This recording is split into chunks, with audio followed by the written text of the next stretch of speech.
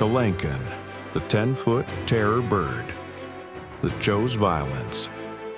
Every morning, 15 million years ago, in what is now Argentina, a bird existed that made every other predator look like a pacifist. Meet Kalenkin, a 10-foot tall terror bird with a skull the size of a horse's head and zero interest in playing nice. Most birds today fly around eating seeds, singing songs, or maybe stealing your French fries if they're feeling rebellious. Kalenkin woke up every single morning and chose violence as its personality trait. Its entire head was basically one giant murder weapon. The beak and skull were fused together into a single striking club, nature's own pickaxe. Scientists call it a single striking weapon. But that's just fancy talk for a living sledgehammer. This bird didn't peck. It studied the ancient art of blunt force trauma. It could sprint at 30 miles per hour across the open grasslands, chase down three-toed horses, and slam its massive beak straight down onto the victim's skull like a meteor strike. One hit was usually enough to end the fight. If the prey was still twitching, Kalenkin would grab it with the hooked tip of its beak and shake it violently side to side until everything stopped moving. Think of how your dog shakes a toy. Now, imagine the toy used to be a living mammal, and the dog weighs 280 pounds. Paleontologists have found fractured skulls in the fossil record that match Kalenkin's beak strikes. Its claws were blunt and relatively useless for grabbing. They were just for stomping on things after the initial head smashing. This was not a subtle hunter. This was a feathered psychopath that turned the South American plains into its personal killing field.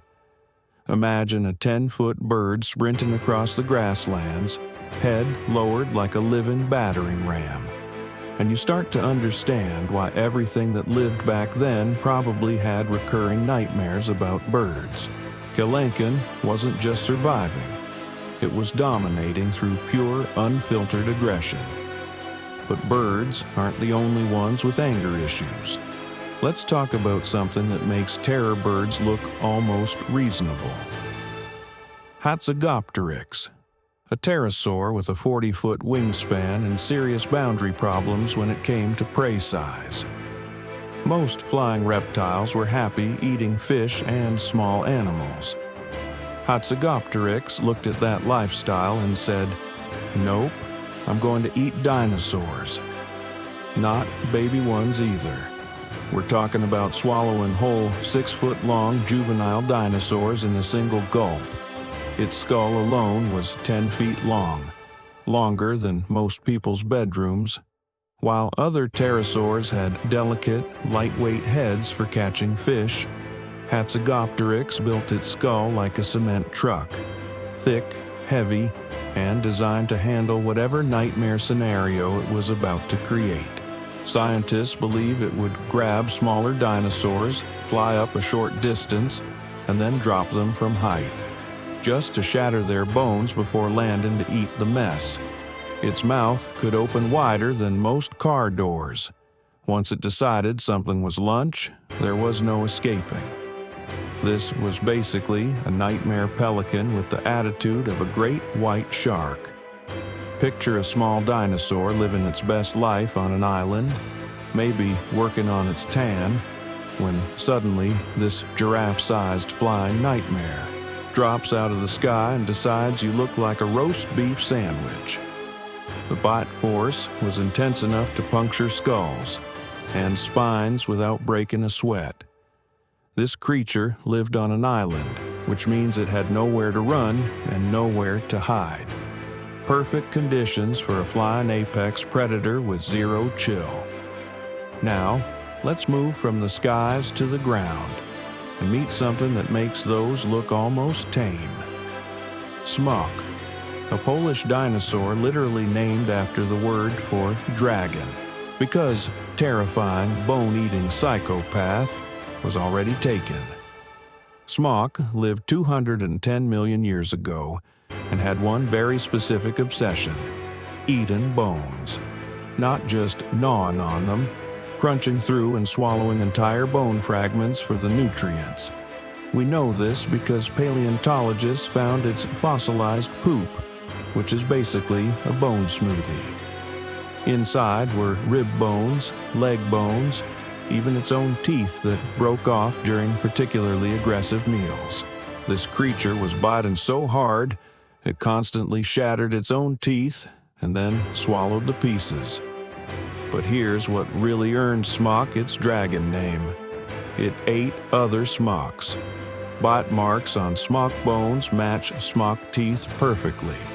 Whether they were fighting to the death or simply treating fallen comrades as snacks, these things had zero loyalty.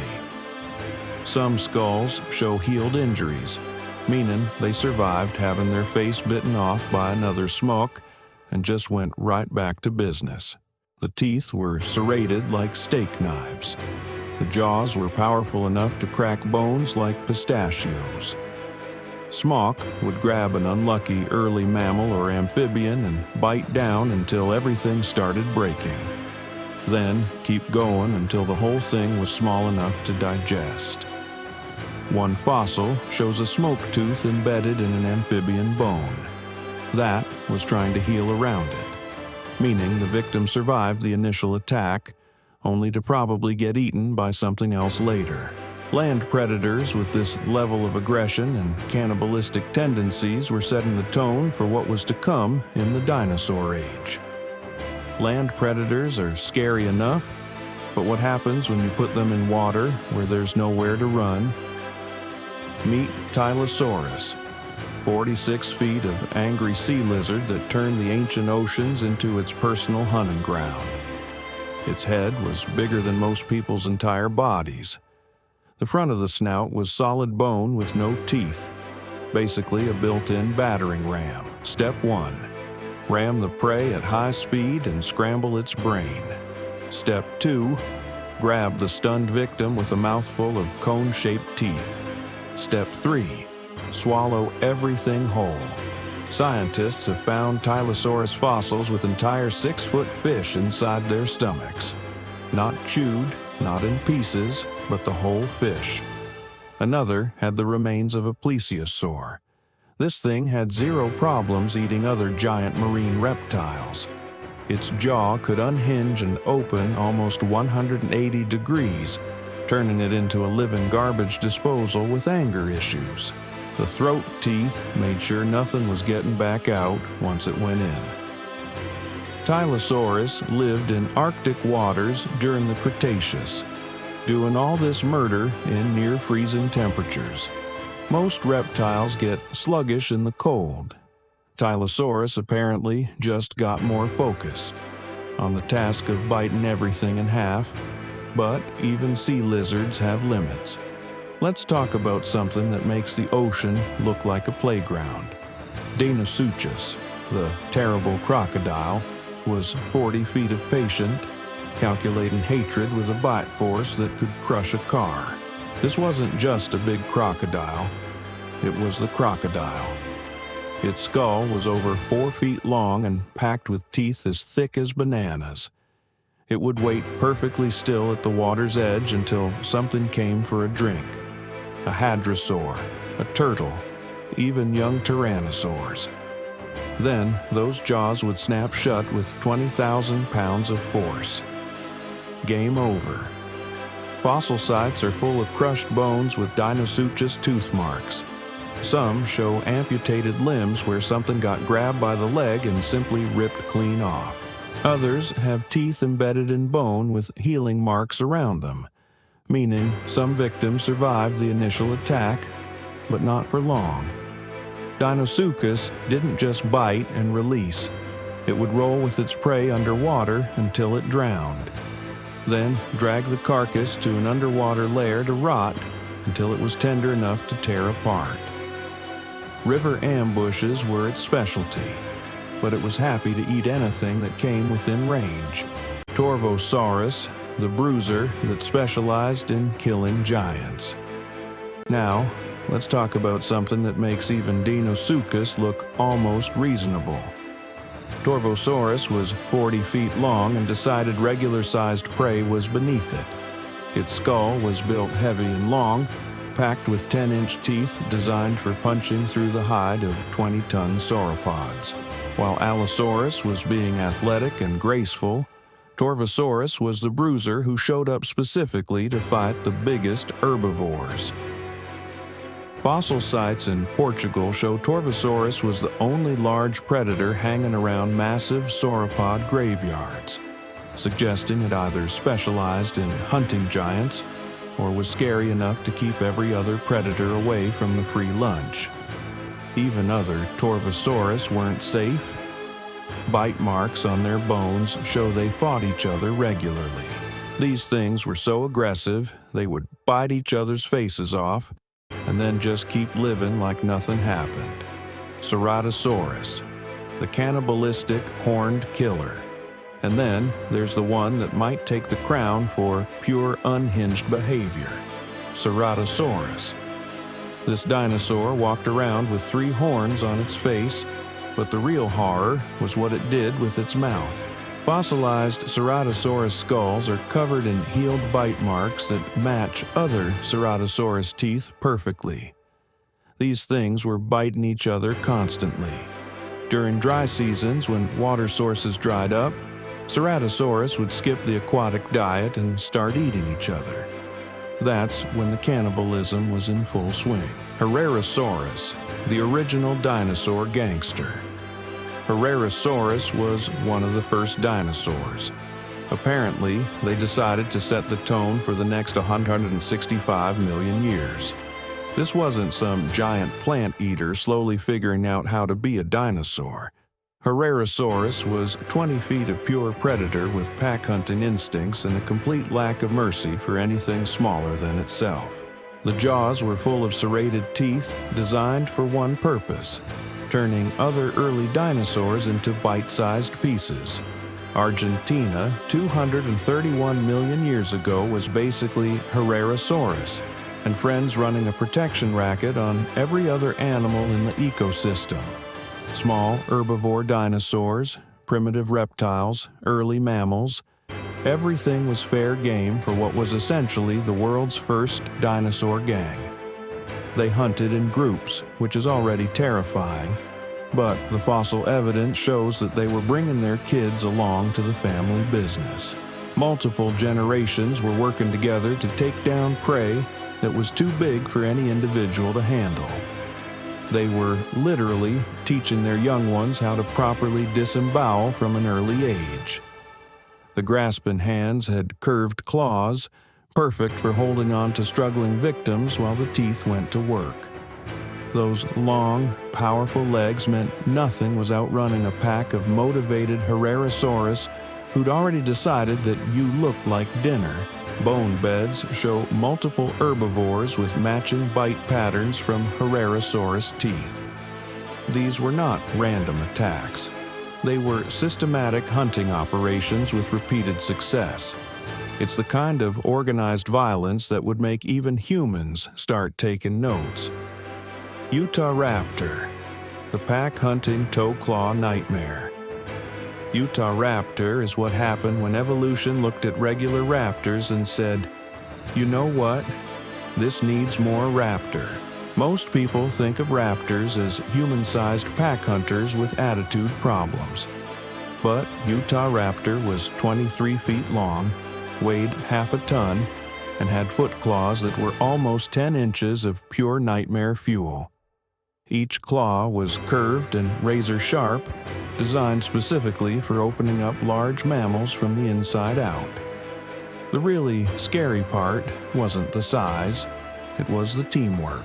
Scientists have found a whole group of different age Utahraptors trapped together with what looks like their last meal. Adults, juveniles, all apparently working together to take down something much bigger than any individual could handle.